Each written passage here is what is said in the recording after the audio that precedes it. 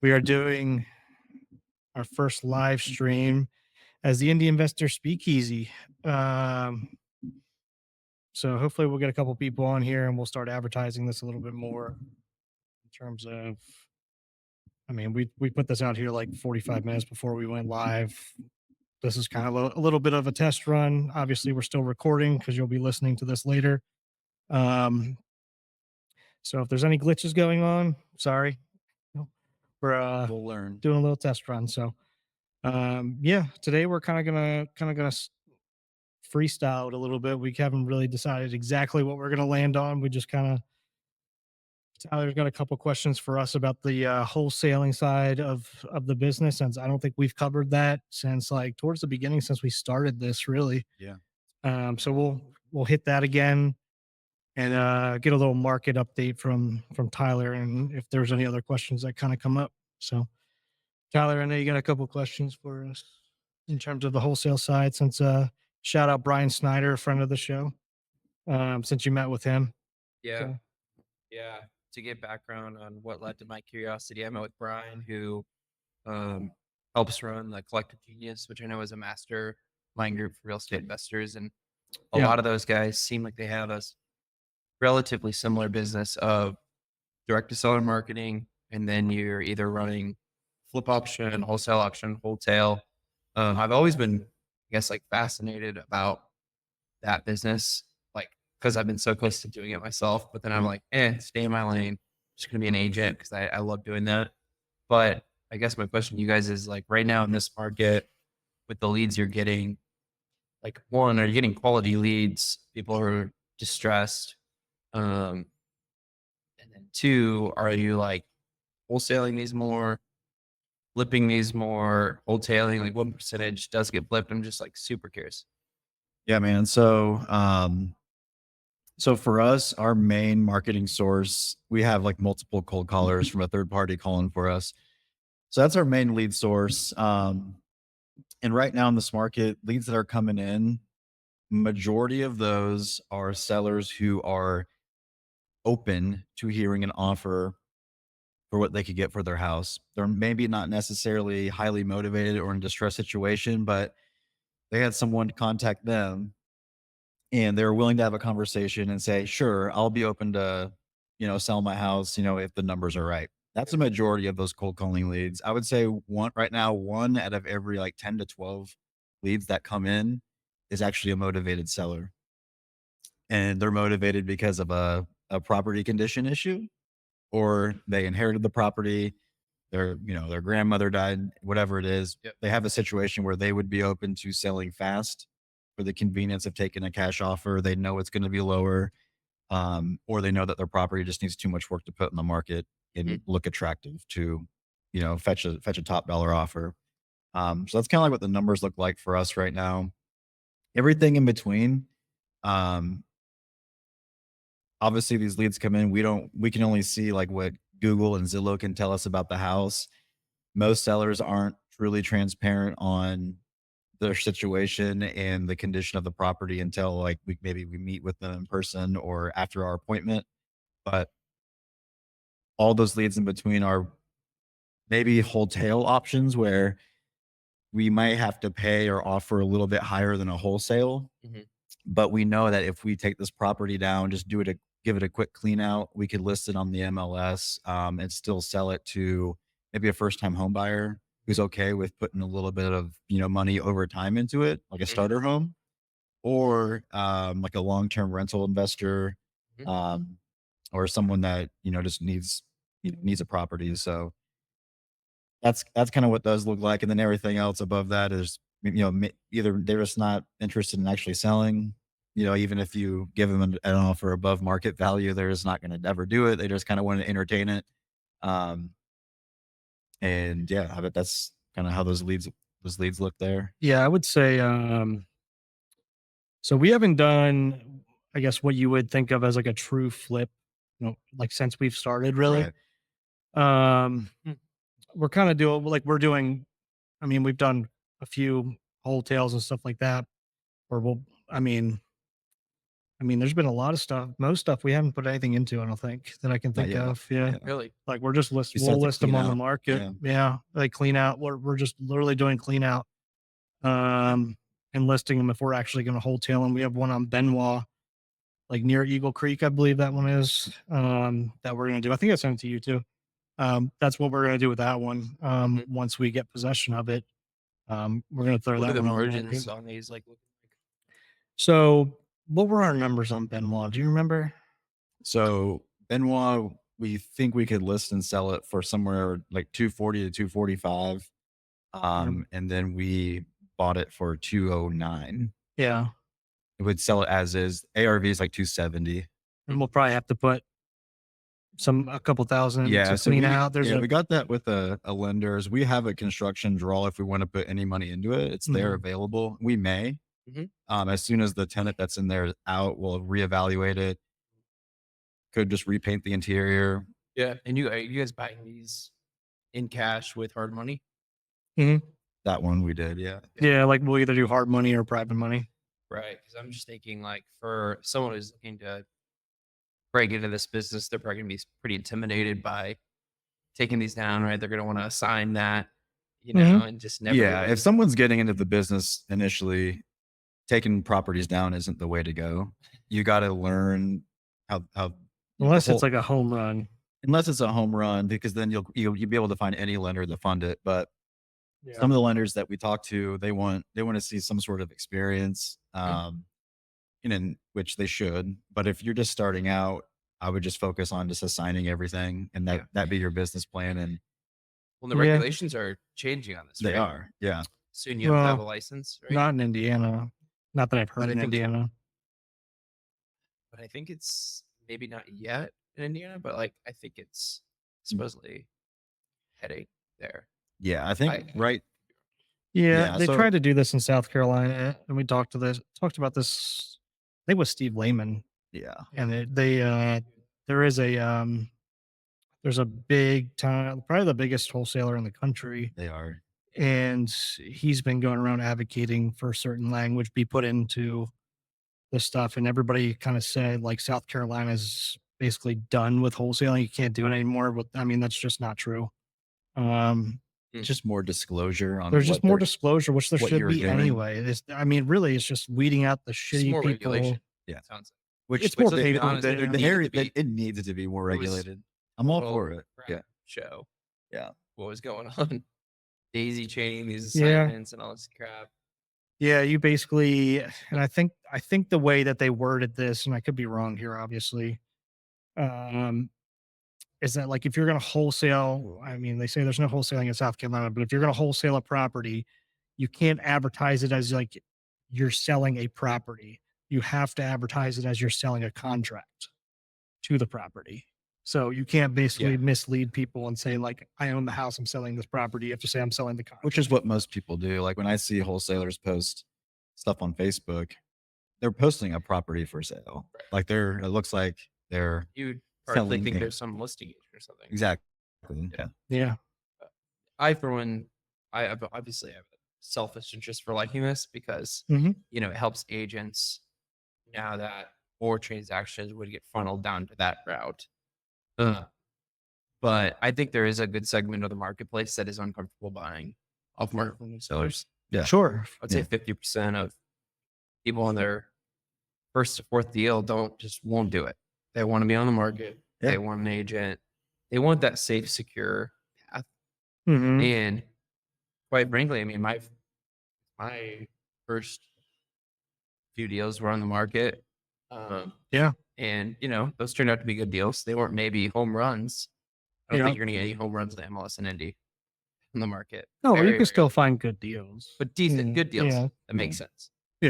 For sure. Yeah, I think I mean, the stuff that we put on the market that's in certain areas, like that we're not fully expecting a first time home buyer or somebody wanting a fixer upper to buy are pretty decent deals for anybody really. For rental property, depending on what strategy you want to use on it. But I mean, we try to get stuff. The goal is to get stuff with things with meat on the bone.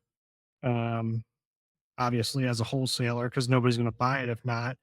So, I mean, we haven't had trouble selling anything except for maybe one property that we analyzed incorrectly, which is going to happen. But one over the course of we're almost a year in as a partnership here, and I mean, I'll take one. That's fine. How do you guys separate the responsibilities? So, Curious. yeah, we're gonna definitely be like revamping it because we had it like all set when we first started. Which is something that me and him have talked about here recently. We're gonna start definitely like laying out some other or some new responsibilities, I guess. Um, in terms of who's in charge of what and everything like that, just because a lot of the stuff that we had set up doesn't really apply because our business has changed a lot. So, I mean, we've talked about it and we'll probably get the help of Brian Snyder as well. And full disclosure, we're members of CG as well. Yep. So, um, yeah, I mean, it's a no brainer to take advantage of people like that who are really good at that kind of stuff. Whereas me and him are more in like into the business part of it rather than the systems and processes and SOPs and everything else. So, what about you guys? That's you and Max. I know you guys Yeah, technically have a partnership, right?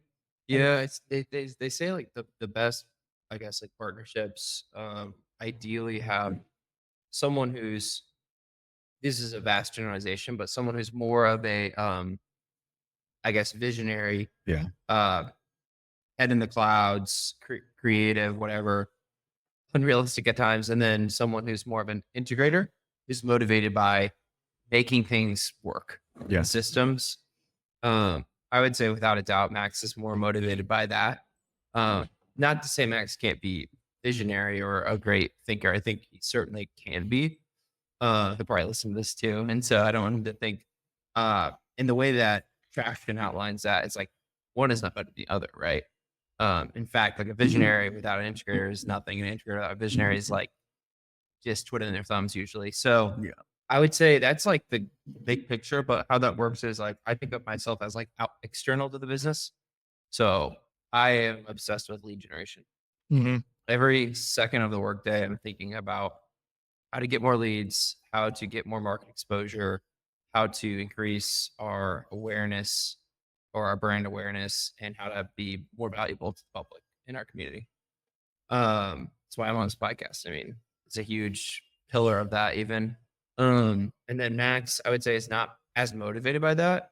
I mean, you have to think before he met me, he actually had not uh, done a client deal yet because he was integrating his GNC business, and like, well, he was only 22 years old and like had no leads.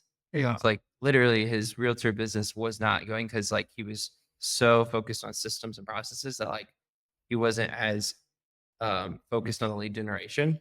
And I was sitting there like, I just want to go talk to people, network. Um, and I'm like running out of steam because I hate doing all this business to closing. Yeah. It exasperates me when I'm like, we're 2 days from closing, and then, oh, this loan situation, the appraisal has all like, Yeah. that makes me want to go cuss someone out and just like quit my job. So now we're in a situation where I do a lot of starting the business. So I'll take people in, consult with them. Oh, you want to buy a home, or oh, you want your first investment property. And then I'll do a lot of like handing it over to Max's domain, which is like literally the showings, the Yeah. offers. We now have agents under us that mostly do that part of the business that Max more oversees. So that was a really long-winded way of saying that he's more so inside back office processes, and I'm more external marketing. Yeah, I would say that's kind of how me and him became a partnership. Really, is that I was trying to get leads just for my personal portfolio and to grow that, and then I would sell stuff here and there to either Simple or Nick or other investors I know in the area, or other wholesalers, just depending that I wasn't going to take down. And I don't know, one day it just kind of clicked where it's like, why not bring somebody in who's does this and does it very well? And it's a, You were at Simple. yeah. Mhm. Yeah, Yeah. I remember that. And then like when he first started over the first 6 months or so, like I was still trying to like be involved in that side, and I just it kind of came to a moment where I was like, I need to step back and just let just like take myself out of that side and just be That done. that Brooks, you're gonna lose the deal, man. Get out of here. I I literally think that's the so best thing in business when you realize like I'm getting in my own way. I I yeah need to let this person operate in their area of genius. yeah it's seriously what happened because I mean there was a day where I sent out marketing for something that he had already sold, and I was like, Literally same day. Like same it day, was a mistake, but like I yeah, sold the deal, and then I see it go out to email like 30 minutes later, and I because was I like, mixed up the addresses in my Yeah. because I'm not as involved. So you do more of the I do more of the operations side for sure, operations. and I'd say we both kind of sit like we need to do like another sit down as well. But like we're both very good at like visionary stuff in terms of like where do we need to like start moving, like Mhm. allocating money, like where do we want to go and stuff like that. So um Where do you want to go? we've talked about this multiple times. I mean, we don't want to grow as big as like the big name players around here. Like we have no but we interest in don't doing need that. to. Yeah. Like we don't want to have like a huge team or a huge company. Um, Yeah. we just want to. I don't want to steal the simple name. We just want to kind of keep things simple. I mean, Speaking of we want to be fish, able to provide for the people that work for us, our assistants, our VAs. We want to make sure that they love their job, they're Yep. taken care of. They feel like they want to work for us forever because they Yep. love their job so much. And then for us, we Yeah. want to make sure that we can live the lifestyles that we want while still I being love able to that. sleep at night and not have to like we don't want to be the number one wholesaler in Indianapolis. You're getting so many problems at that point. That's Yeah. like it's a you lot of can't even enjoy your yeah, life.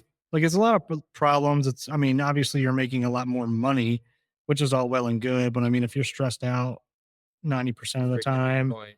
Yeah. and like you can't not work from anywhere. Like I mean, we know there are certain wholesalers in this space in this area that they go into work every single day, and like Randy and I would much rather like, hey, where do you want to work from today? Or if Randy's on vacation somewhere, like It's like, hey, he you can know, work. you He can don't work from wherever he's at. and I got this. Like, enjoy your vacation. You Yeah, don't need to or that. hop on Yeah. a call or anything. Like, it's not. Mhm. So, yes, we're working hard, but our vision is not to take over the world. Mhm. I want people that work with us, that buy from us, to like us. I like more building those personal Yeah. relationships. We've got a big buyers list just because of our network. But honestly, like it would be great if my buyers list was like 50 people, 50 solid humans that I enjoy working with. And I'm like, yeah, I'll just sell to you all And they're day. just easy. They're just easy people. Like, Yeah. and most of the stuff we sell to people, the people that we work with, like, Most of it's repeat buyers. yeah, we don't. Every once in a while, we get people that reach out that we haven't done a deal with, or we haven't done a deal with in years. And, but I mean, if somebody else comes along and, or if somebody reaches out first, that's like, I mean, there's a lot of times where we'll take stuff to people that we know and we're like, hey, any interest? And they're either like yes or no, and they'll give us a price. And if it Yeah. works, it works. If it doesn't, it doesn't. And it's just so simple. And then it's not like trying to drag stuff to the finish line. It's always Right. just like, all right, well, when do you want to close? And that's it. It's just I think that's what simple. everyone in real estate really desires is like those relationships that make the business easy. Yeah. Mhm. Like it just makes the business so much easier. I actually, I really realistically probably work with 10 investors right now. I used to have a list of 50 plus investors that were literally I had a buy box, had them on an MLS search, and it was so stupid and like unfulfilling. Yeah. And it was like dragging people through mud. It's like, what am I doing here? And so now I have 10 people, like I could literally name who they are. I'm not going to, I don't want to like help them or something, but of like, and a lot of them aren't looking right now, but I know like they've told me like, hey, by next year, I want to do 2 deals. A buddy of mine who just bought his primary, he's like, I want to buy my first duplex next year. But they are the people that are like, they give you energy, they trust you already. Yeah. And I think that's if you want a career in real estate that you love, you really have to get to that point. Otherwise, it's just constant turn and burn. It's so exhausting. You'll burn yourself out. You'll burn out. Yeah. Mhm. Then you become like one of those you feel like you're one of those churn and burn like acquisition and disposition companies where it's just never stops. We all Like have you're one always that we're thinking of maybe, but Yeah. I we'll mean, decide. like my goal every time I sell a house to an investor I've never worked with is for them to call me back 3 months later, be like, wow, this project like knocked out of the park. Like I want to hear the success Yes. stories. I would never try to sell a property to someone and then not be like, I hope they don't call me back again because that was a kind of a shitty deal. yeah, we You know do what I mean? I feel like we both do a pretty good job. Like if we sell to somebody, we follow up to see how that deal did. yeah. And that's one of That's awesome. that's kind Yeah. of how we just build that relationship and nurture it is because I don't want to sell a person one property. I want to sell them 50. Totally. And it starts with one. So, and it has to be one that you delivered on what you said.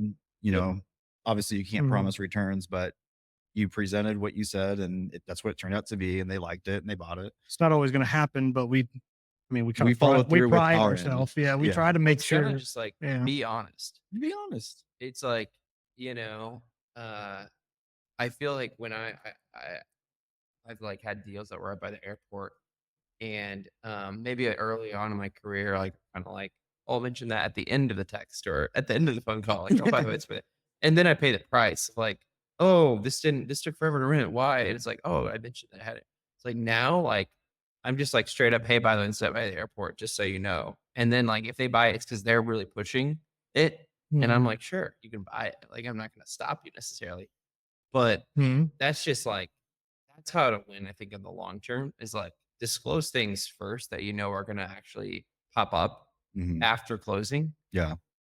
because your reputation will go like that. Absolutely. You know what I mean? Mhm. Yeah, I think that's a huge thing. Um, Definitely something that was one of the things that me and him, that Randy and I wanted to, we were both kind of on the same page on in terms of, hey, And integrity is just like we're that's the not, only thing you can. we're not here to sell a deal just to sell a deal. If it's not a deal or, if we don't think it's right, we're not going to do it. Like, I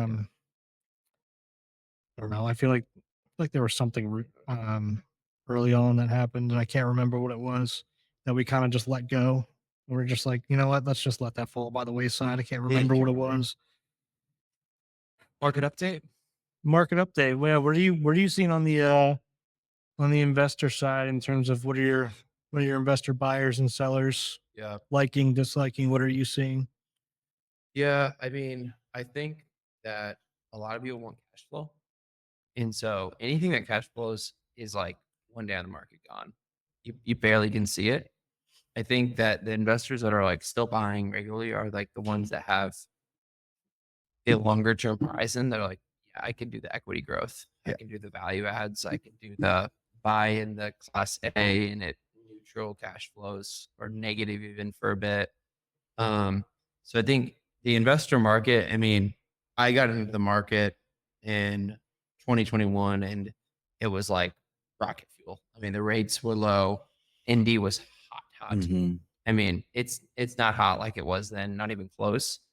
And because you could cash flow and property values were going up. So it was just like this It was double weird. whammy. Yeah. Since then, it's been a bit of a slog, I think, for everyone. Um, so I think investors are slower on acquisitions, and it has to really make sense.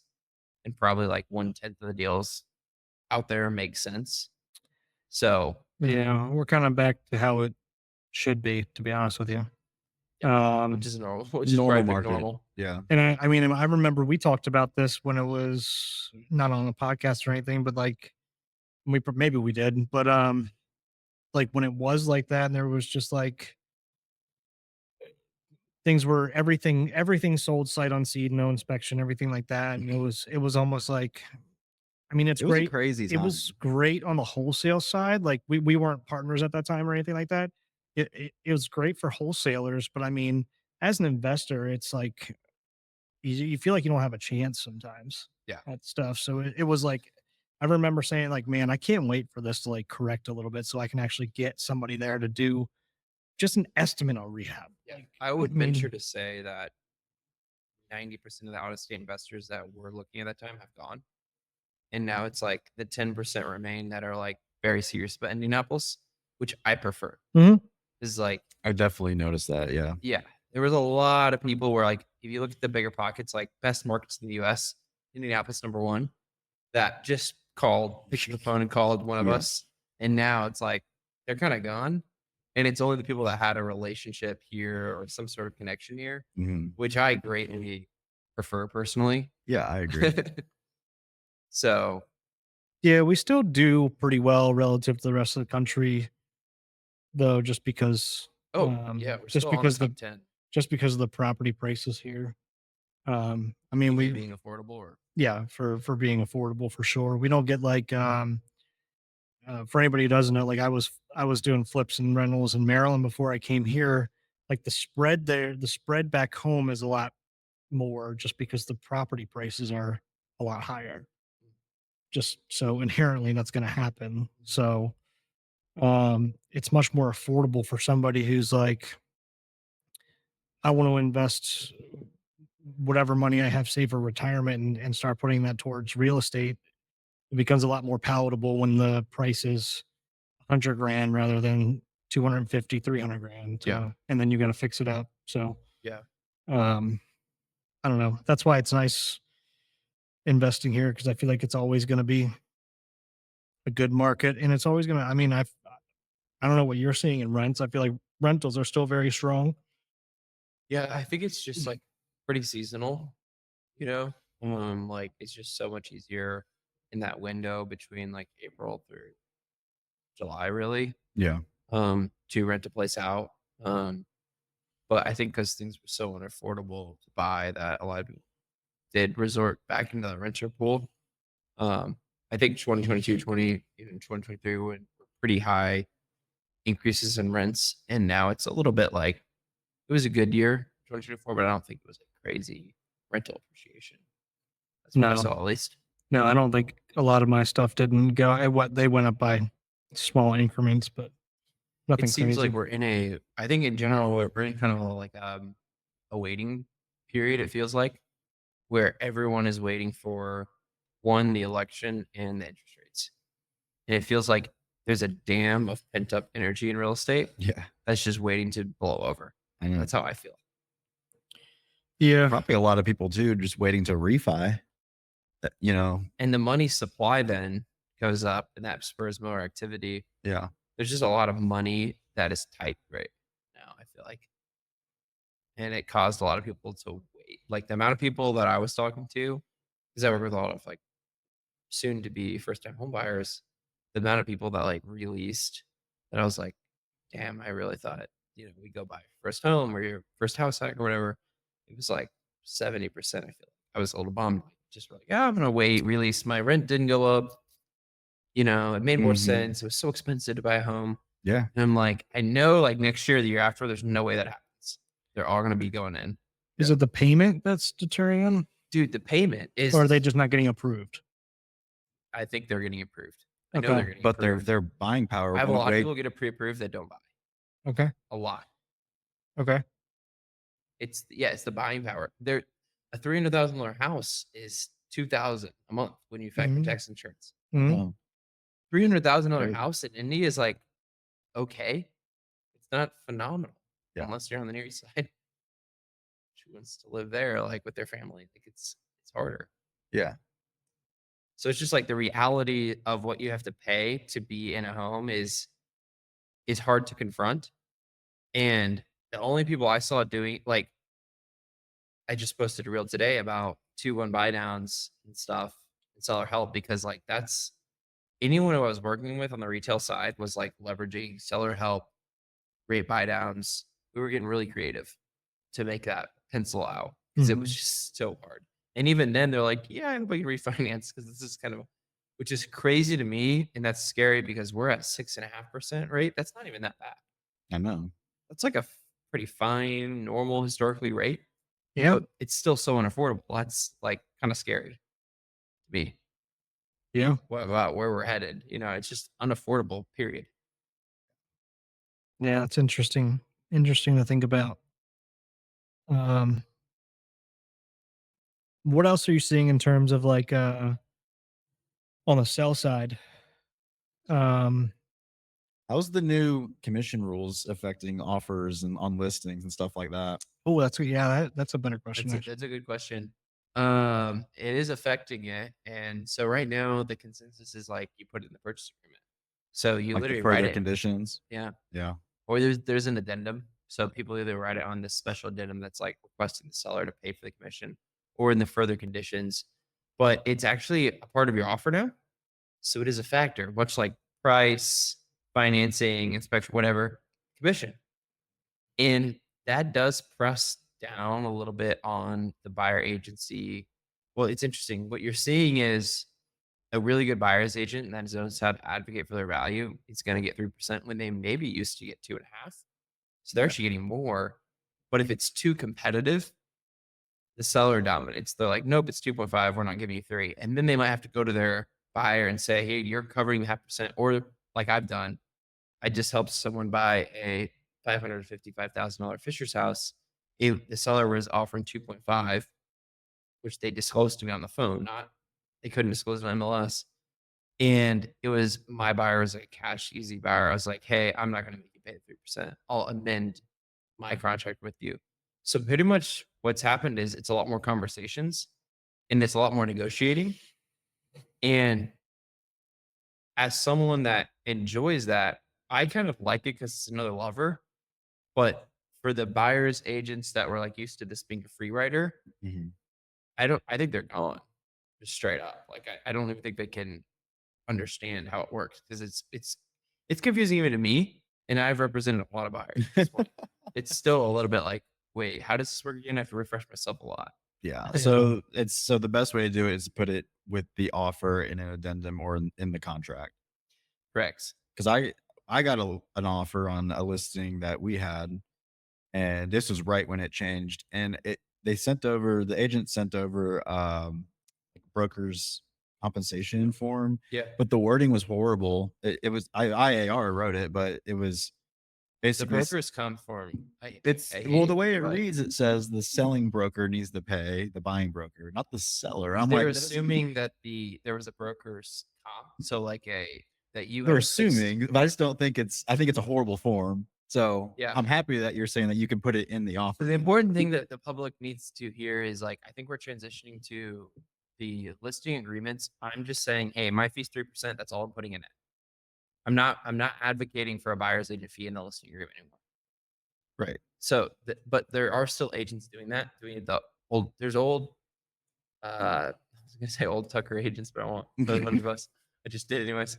There's old school agents that are still saying, hey, you got to do 6% and we're going to give 3% to the buyer's agents.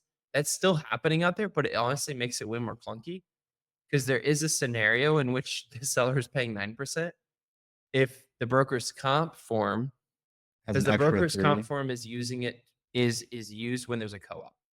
Right. The co-op we're trying to move on from Right. to just putting in a purchase agreement. Yeah. But sometimes there is a co-op and then they put it in the purchase agreement. That could legitimately result in them paying 9%. Yeah. If there was 339. I saw that form and I was like, well, I'm not gonna sign that. Yeah. Yeah, right. Because I don't have extra money to give you. No. And kind of how it read. So put it in an addendum, put in further conditions, make it part of the offer. Just play it by ear now is really the moral of the story. Like it's all Every deal is its own deal. You're kind of going to figure it out, right? and as a listing agent, I tell the seller like, hey, I want you to have in mind a percentage that you'd be willing to give a buyer's agent. Because like if you really think you're gonna pay a buyer's agent 0%, you're probably in for a rough awakening.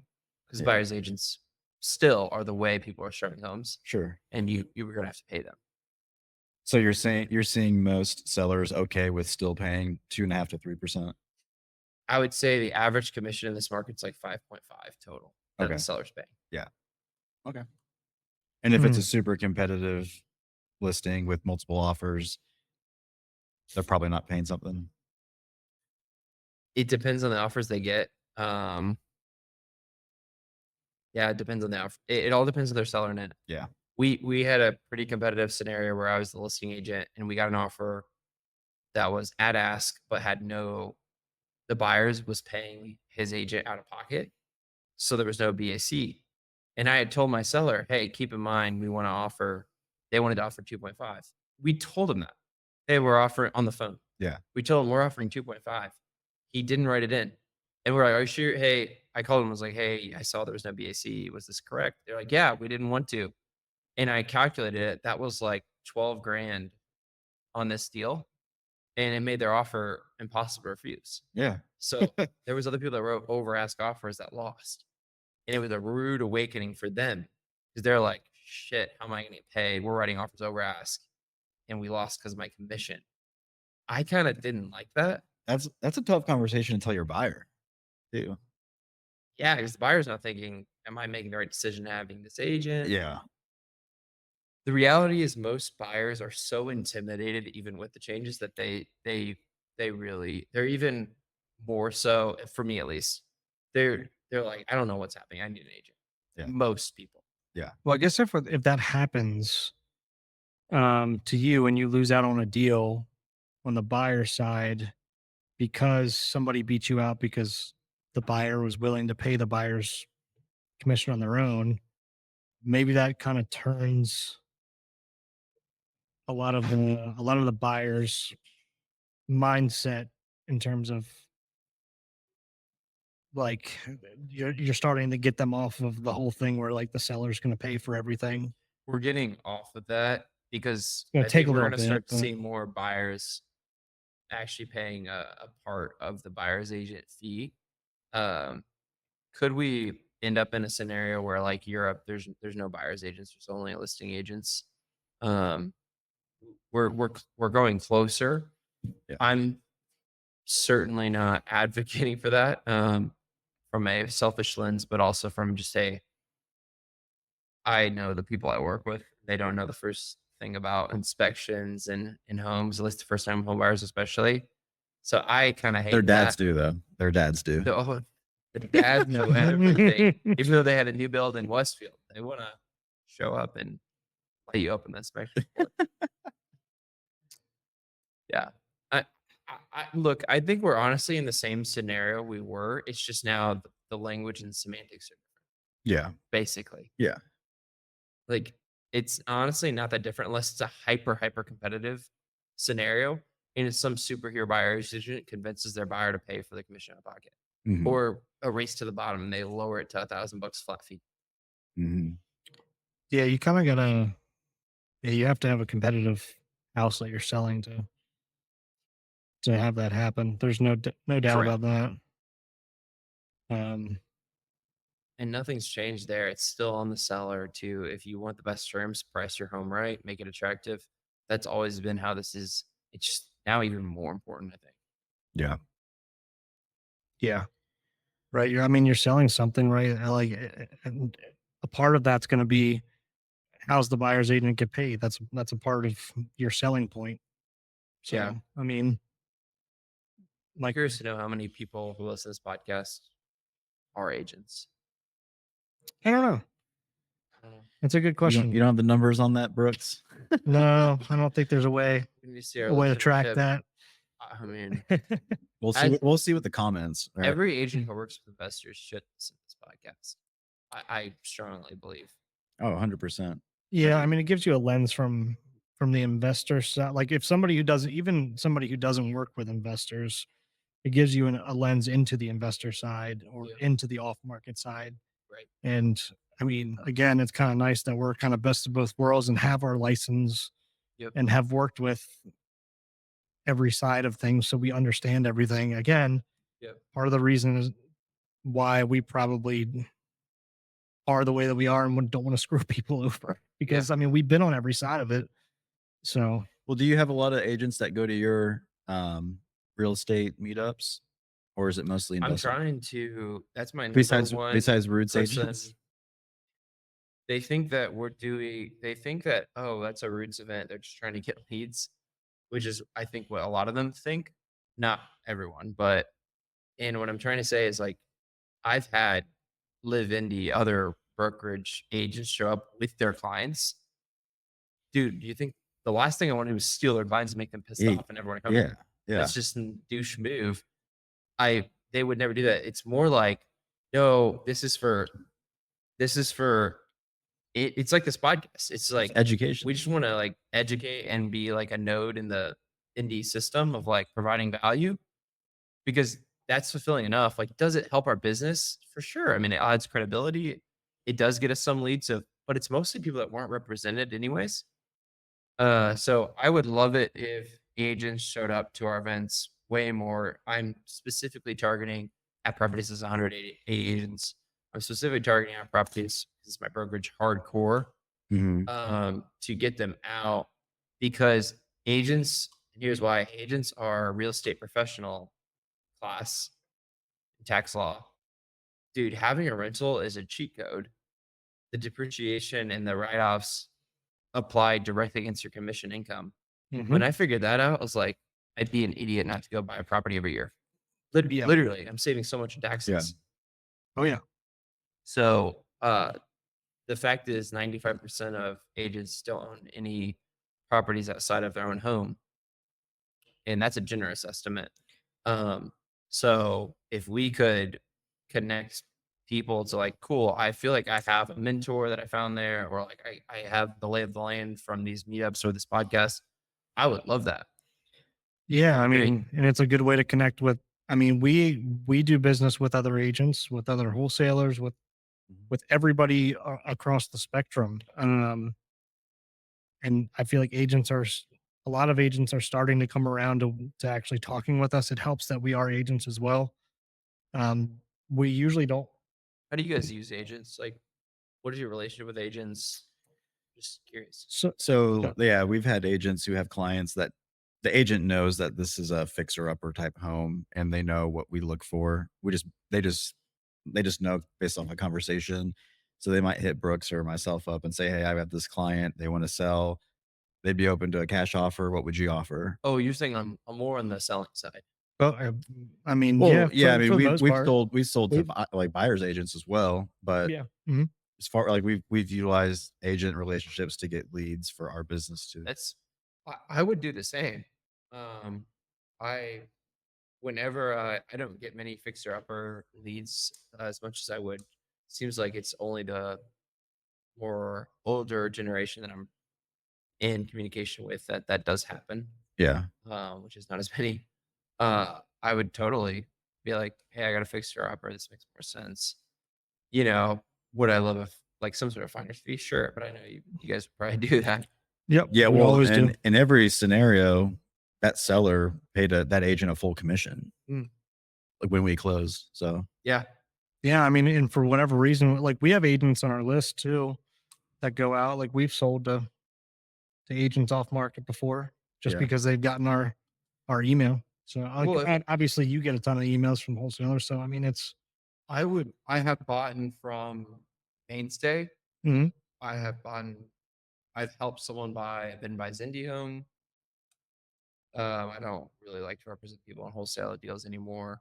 I just say go do it yourself, and I'll help you with a couple questions if you have, and come to me on the back end when you have to decide something. yeah, It's just not really worth the chew for me. I found with those deals. Uh, I would certainly buy from you guys. I don't really care. It just so happened that on Facebook I saw their old dispositions person put like a house on in Irvington. That was like immediately I saw it, it was like it's an amazing deal. And I usually see it and I'm like, oh, yeah, it's an okay deal. Maybe that's a little better than market. This was like very, very good deal that they were selling it for like 110, and it was like this Irvington bungalow, and it didn't need that much work. I knew it was worth like 130. It And is, yeah. yeah, that was the only deal I bought from a wholesaler. I just like bought it just straight up. Found the private money connection and did it. That was a whole learning experience. Have it as a rental right now, Mhm. but I would certainly do it again.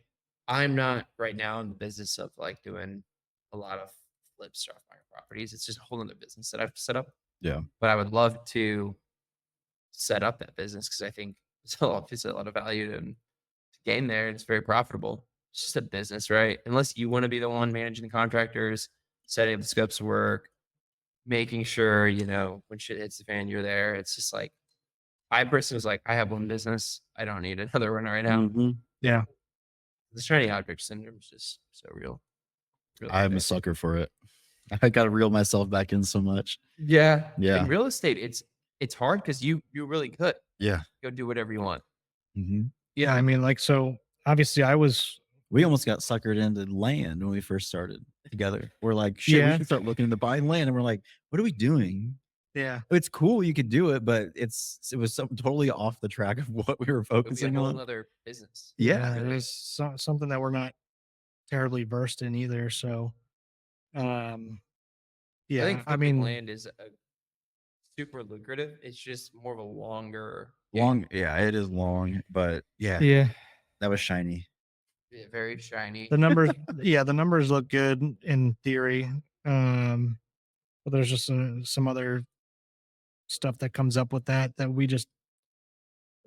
we've never done before. And We'd rather give that lead to someone who does that day in and day out and say, hey, if yeah, you convert this somehow, I know you'll take care of us. yeah, Just run with it. Totally. yeah.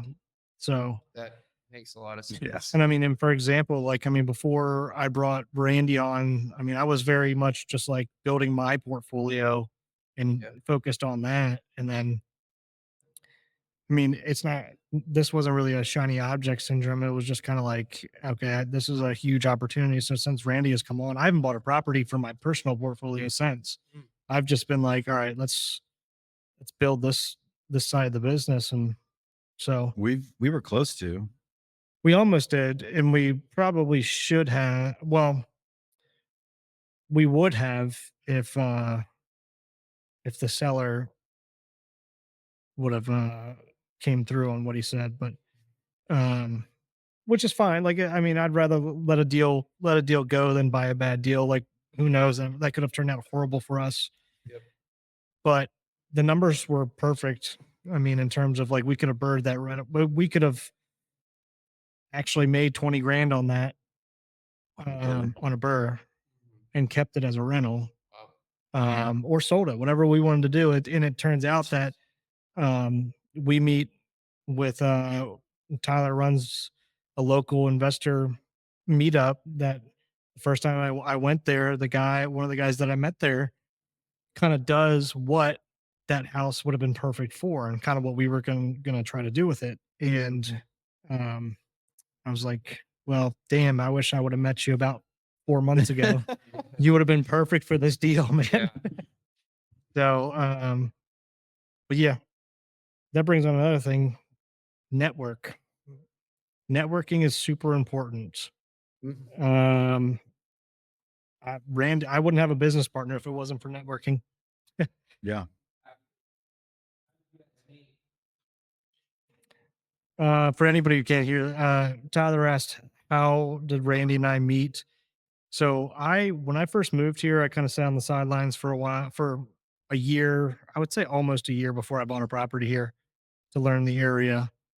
Um, and then after I did, and I listened to the old Indy Investor Pod, which I think Brett Snodgrass is going to be bringing back here soon. Which maybe he already put one out. I just didn't see it yet, but I'm pumped for that to come back out. Actually, Brett does a really good job with that, and it taught me a lot about the different areas in Indianapolis. But Ray's on all of that podcast all the time, and I reached up to him and Brian Snyder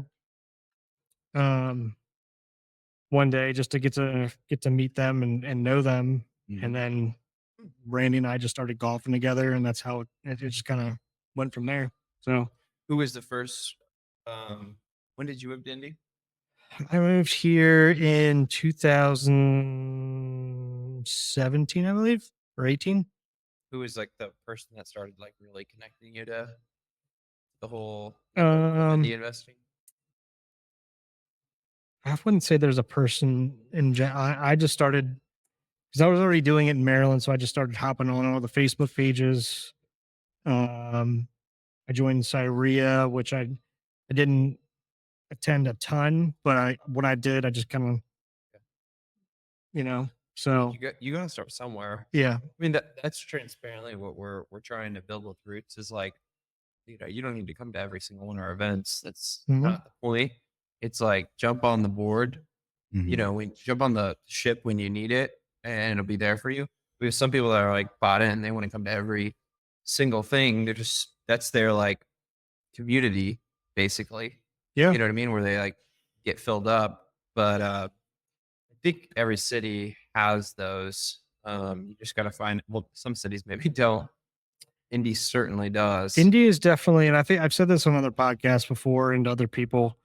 India is definitely one of those markets where they're a whole lot more willing to share secrets or give you connections to people. Like nobody, maybe some people are, but I would say majority people are not holding back. Like if you ask a question, you're going to get an answer or you're going to get put in the right direction. Yeah. Whereas where I came from in Maryland before, everything is very close to the vest. Nobody wants to give up their secrets and what they're doing. Like you could ask them a question about something. It's like, well, I can't give that up because, And why is that? I have no idea. well, it's like, I mean, some people don't want to give up a good contractor because they don't want to lose their contractor or have That our, one I can understand. well, just To be honest with so you. that's one of the things like that would be like the best comparison really. But I mean here, I mean, majority of the time, if you ask somebody here, they're still willing to give you like, hey, here's who I've used for contracting. Like it's not that, I don't know. People are willing to help when they can and where they can here. Whereas, yeah, back home they're not willing to give up any kind of profit or willing to lose anything. So Yeah. I mean, it's East Coast. People are a whole lot nicer here. the real estate community here is truly like it's a huge blessing. I mean, it's just really genuinely good people that I've met. Mhm. Yeah, Brian Snyder, Nick, you guys, just like people that are like, wow, I can actually learn a lot from you about life. Oh I yeah, mean, that's just a huge benefit to being here. I don't know. There's just a lot of optimism and hope in Indy that I don't think a lot of cities have, and a lot of just like well-oiled networks. yeah. And now I think it's like, so I heard this that like you ask someone from St. Louis, say like, hi, what's your name? And the next question is like, where did you go to high school? That's how it is in Baltimore. And it's like here, they don't really ask that. Like, you know, you could be from, you know, another state, another city completely. Yeah. There's a lot, the hierarchy is much more flat here. Yeah. Yeah. Everyone's just willing to help and know everyone, it seems like. Yeah. And I would say, I had a really good comparison for this, but now it's like escaping me. Shoot. I don't know, go on with what we were talking about because it just completely brain Lost farted your right thought. there. No, I mean, I was just talking about the networks in Indy and how quickly someone can get connected. I mean, if they come to something, Nick hosts or we host or Saria, you're going to meet 3 super quality Mm. people like that Yeah. could literally change your life. I mean, the fact of the matter is like, I started in real estate in really August of 2021. And I'm not even I'm at a year now, right? 3 years now, I should say. Mm, That is wild because I feel like my network is like, would take me a lifetime in another Mhm. city, yeah. a full life to get to this point. Yeah. And you were talking about like just people helping you out in other aspects of life. Like Brian Snyder has been a huge influence on both of us in terms of just For sure. business stuff in general, not just real estate. Like we were both probably introduced to Brian through the real estate business, but Brian is a teacher by trade before he got into real estate and everything else. Yeah. And I mean, the guy is a phenomenal teacher in terms of just like the business side of stuff too. So, um, little things like that. Like if people come up to us and will ask us like, who are you using for, I don't know, like direct mail, cold calling, whatever else. And, or who are you using to find VAs? Like I said, back home, they'll be like, they probably wouldn't tell you because they don't want to lose that. I don't know if there's ever been a question asked to us that we're like, I can't tell you that. I would never say that. I would absolutely like ask me a Let's question just about put it anything. that way. I mean, we've still. I don't give it like, I mean, even if like if it's going to take there's enough wealth for everybody to go around, right? Like Yeah. it shouldn't like me That's the telling core belief. me Like, telling you either something it's isn't an going to abundance bring our whole business mindset. to the ground. Like, It's either you have an abundance mindset or scarcity. I mean, Yeah. you know, so like, yeah, we've literally told people all the time, and then a lot of times we're like, we'll ask the same question back and they tell us, and we're like, everybody's just very willing to share. So it's been a breath of fresh air since I've moved here. That's for sure. Hmm. Um, so yeah, And if you're most- watching, if Most you're of the watching times this people pod, are just curious on what you're doing. They're Yeah. not, they don't even have, like, they're not asking because they want to use the same person, a provider, or do what you're doing. They're just curious. or that person might not be good fit for them. Yeah, exactly. So That's the way I've always seen it. I'm like, yeah, I can tell you who I'm using. And if you use them, you may not like it because Yeah. it's not up your alley anyway. right. yeah. What was the I got asked, yes, what was the main reason you moved in the first place from My wife. Oh, Yeah, my wife's and her family are from Indiana. oh, okay. So you had to- she won that argument. You're happy? Oh yeah, I'm very happy. I mean, when I first moved here, I definitely missed the water. Yeah. I still miss the water. He laughs at our lakes. Your He's pond, like, that's your ponds. Yeah. And You gotta go No, up to like no. Michigan if you're on the big ones. to be fair, when I first moved here, I was running like boat dealerships. Oh. So yeah, it was definitely a huge change because I mean I grew up like right on the Chesapeake Bay, like every day like was out there all the time. So that was definitely a huge change. But I mean it's definitely a huge change going from like walking around Baltimore, having to look around corners to where you don't have to lock your door here in like a lot of areas. Yeah. Maybe not in certain areas downtown, but like in the suburbs, you know. And you do live in Pleasantville. I couldn't ask for a better air. Like my friends from back home come to visit me and they're like, this is like a TV show community. You're in like West Clay? Yeah. I mean, Yeah. Yeah, that's yeah. literally the safest place. And you know, It might be the safest place in the world. you're seeing the Truman Show Yeah. over there. So anything else you guys can think of that we can cover today? I don't think so, man. Next week we're gonna have the plan is to have Dave Short and Steve Lehman on to start talking about certain neighborhoods, That'd be a treat. That'd be awesome. which will be awesome because there's no better people to start asking that about. Some OGs in here. Yeah. Yeah. So, I mean, honestly, we'll probably end up learning a ton from it too. Totally. Because I have a ton of questions, that's for sure. And just see what they're seeing because Steve's down there every single day. He walks all of our properties, so he knows a lot more than we do. Just because we don't go on appointments anymore, he goes out and does them. So that should be awesome. I know I have Paul Beats lined up again to do some mobile home. I mean, not mobile home, self-storage investing again, kind of get the Part two. inside. Yeah, part two. I mean, we had him on pretty early on when we started this That podcast. was the great show that never aired.